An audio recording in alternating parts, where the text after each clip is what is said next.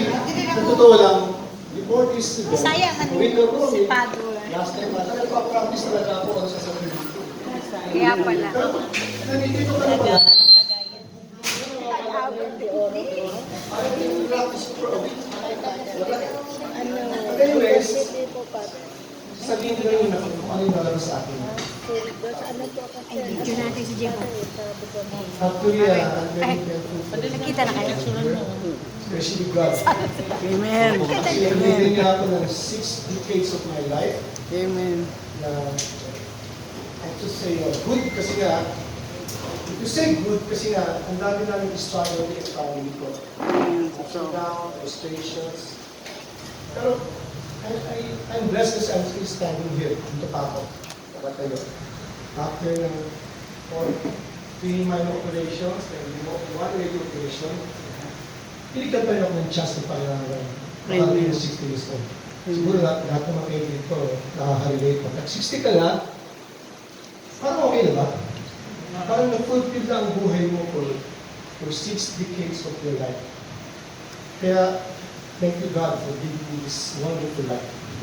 Hindi naman, sakto lang ba sabi nila? Hindi naman marangya, hindi naman hikahos.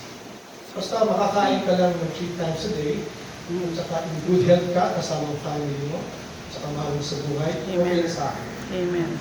And secondly, I want to thank my wife, yung family ko, kasi meron din ako ugali na medyo, kasi lahat naman ng lalaki din sa asawa, di ba? Medyo masungit.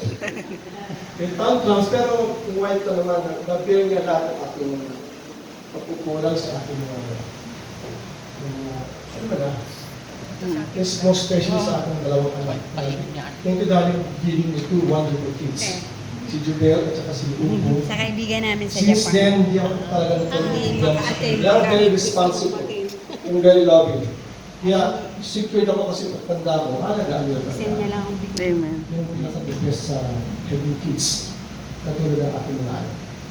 Thank you, kids. Mahal ko talaga kayo lahat. And lastly, sa inyo lahat, mga friends ko. Wala pa kasi ibang kasama ko dito, yung mga kasama ko sa trabaho. Wala pa eh. Kasama mga childhood friend ko. Nandito sila. Always nandito sila palagi ng mga celebrations ko.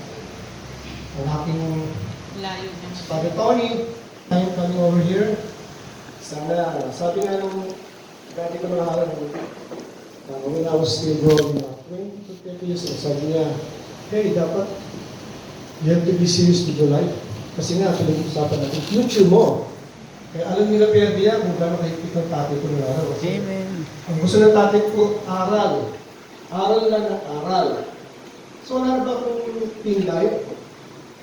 Pero, but at this time, at this point of your life, 60 ka na, sa tingin ko, ito na yung future, di ba? Ito na yung future natin. So, hindi na ako pwede mag-serious na.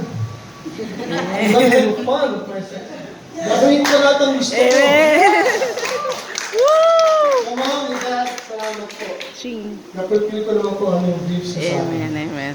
So, sabi niya, you have to give Milestone. your family a good life, give your kids a good education. Ano naman aking dream eh. Huwag naman sobra sa aking pagtsatsaga sa pagtrabaho sa pag-abroad. Bonus na lang siguro. Pero aking main goal, kaya ako nagtatrabaho and going abroad, is to give my children good education. Dalalasing mo kami. So, thank you lahat sa inyo sa pagdalo.